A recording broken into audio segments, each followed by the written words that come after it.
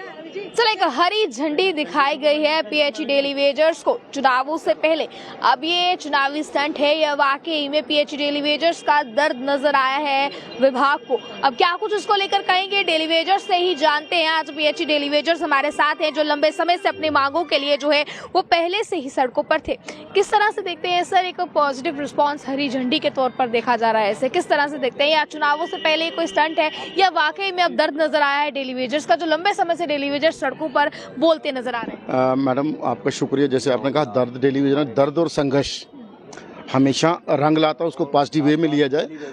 जैसे हमने 4 मार्च को एक प्रोग्राम अपनी जो अंदर का गुबार गुस्सा निकाला था, तो एडमिनिस्ट्रेशन को कहीं ये क्लियर होगा कि ये लोग सिर्फ और सिर्फ अपनी पॉलिसी के लिए घर से निकले, अपने बच्चों की रोजी रोटी के लिए निकले हैं। और इसीलिए हम आपके माध्यम से डेबकॉम जम्मू उनका बहुत शुक्रिया करता, जो उन्होंने वादा किया था पूरा किया।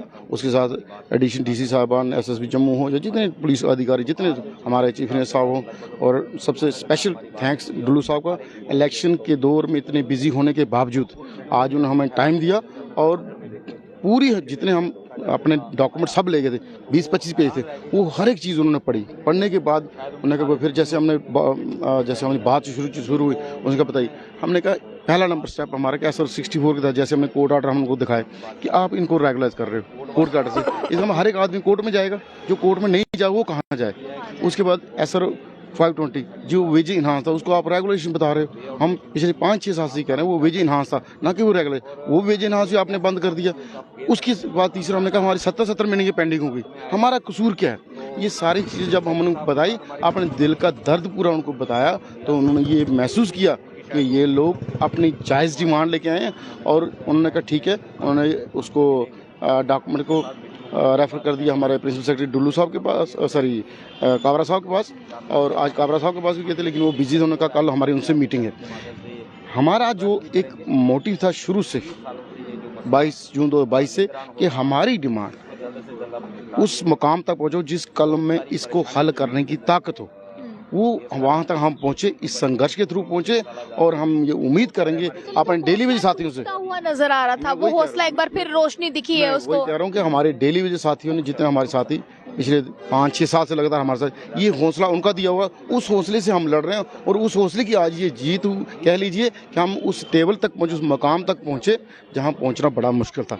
लेकिन हमें ये लगा कि डुल्लू साहब की जो कार्यशैली हमने सुनी है, वो पहले भी हमारा एक इशू था 12 बजे जब वो फाइनेंशियल कमीशन थे, और आज भी उन्होंने जो कहा कि ये जरूर आपके लिए हम कुछ ना कुछ करेंगे, लेकिन इस लेवल के बड़े ऑफिसर हैं, ये एडमिनिस्ट्रेशन डिसीजन होगा, तो टॉप लेवल बात की जाए। लेकिन हमने उनके तक पहुंचाया, क्योंकि उन तक पहुंचाना मसला बहुत ज़रूरी था, क्योंकि हमारे सबसे बड़े ऑफिसर वो हैं। और हम ये उम्मीद करेंगे कि भगवान ने चाहा, उस मालिक ने चाहा, जरूर हम आने वाले दिनों में हमारे लिए कोई अच्छी खबर आएगी। और आपके माध्यम से तमाम डेली वेजरों का शुक्रिया जो आज तक हमारे साथ रहे और आगे भी तैयार रहें। हम बिल्कुल 1% भी रिस्क नहीं लेना चाहते। एजिटेशन हमारी, मैं कहना एजिटेशन हमारी कंटिन्यू रहेगी। एजिटेशन उसी दिन खत्म हो जिस दिन SR 64 का ऑर्डर डिस्ट्रीब्यूट किए जाएंगे। जो है वो खुशी की लहर, अब एक उम्मीद की लहर जो है इन डेली वेजर्स में जागी है। हम भी लगातार देखते आ रहे हैं, आप भी लगातार देखते आ रहे हैं कि डेली वेजर्स किस तरह से हर प्रदर्शन के बाद भी निराशा हाथ लगती थी और कहीं ना कहीं सरकार के सामने अपनी बातें रखने के लिए काफी लंबे समय से संघर्ष करते नजर आ रहे थे। इनसे भी जानना चाहेंगे सर, किस तरह से देखते हैं आज जो बातचीत हुई, क्या उस बातचीत के बाद निकलकर सामने आया उच्च अधिकारियों में?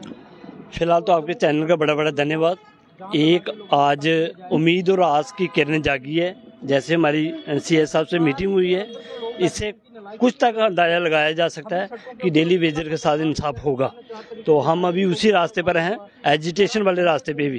कल तक हमारी एक मीटिंग और फाइनल होगी, तो कल हम प्रिंसिपल सेक्रेटरी जी से मिलेंगे। उन्होंने हमारी फाइल को रिकमेंड किया है, वो भी सारे इशू पे डिस्कशन करेंगे आपस में, फिर जाके कहाँ बात बनती है। अगर तो हमारे साथ इंसाफ होता है तो हम लोग शांति से घर जा सकते हैं, अगर नहीं होता तो ऑलरेडी हम प्रदर्शन पर हैं। मैं अपने डेली वेजर भाइयों से सभी से एक तो धन्यवाद करता हूं, जितना उन्होंने 4 मार्च को हमारे साथ संयोग कोऑपरेट किया। एक इस उम्मीद में कहूँगा कि आप लोग एक्टिवेट रहें, तैयार रहें। अगर कहीं छल कपट हमारे साथ होता है तो 4 मार्च से बड़ा कार्यक्रम के लिए फ्रंट एक बार फिर तैयार है।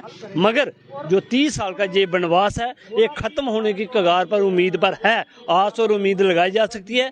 कल की मीटिंग में शायद पिक्चर सारी क्लियर हो जाए, तब तक हम आशावादी हैं हमारे साथ इंसाफ होगा। किस तरह से देखते हैं, अभी आपके साथी ने कहा है कि अब जो 3 साल का वनवास है ये खत्म होने पर है, कितना अब लगता है कि अब बस ये संघर्ष यहीं पर खत्म हो जाएगा और जो पॉजिटिव रिस्पांस आज आपको मिला, अब ये पॉजिटिव रिस्पांस आपके हाथों में भी इसी तरह? मैम, सबसे पहले तो आपका और आपके तमाम मीडिया का बहुत बहुत धन्यवाद कि जिन लोगों ने हमारी आवाज़ को सरकार तक पहुंचाने का भरपूर प्रयास किया है और भरपूर डेली वेजर का साथ दिया है। उसके साथ साथ हमारा जितना भी डेली वेजर जिन्होंने हमारा तन मन से साथ दिया, उन सभी का शुक्रिया। और एडमिनिस्ट्रेशन में हमारे डिबकाम जम्मू का बहुत बहुत शुक्रिया हम करते हैं कि उन्होंने जो 4 मार्च को जो वादा किया था उसको पूरा किया। और हमारी आज चीफ सेक्रेटरी साहब से जो बात हुई है, हम उम्मीद कर सकते हैं कि चीफ सेक्रेटरी एक लोकल यहाँ के रहने वाले हैं और उन्होंने एक मसला हमारा पहले भी जब वो फाइनेंस कमिश्नर थे तो एक 12 वोचर का इशू बना था, तो उस इशू को भी अटल डुल्लू जी ने ही सॉल्व किया था।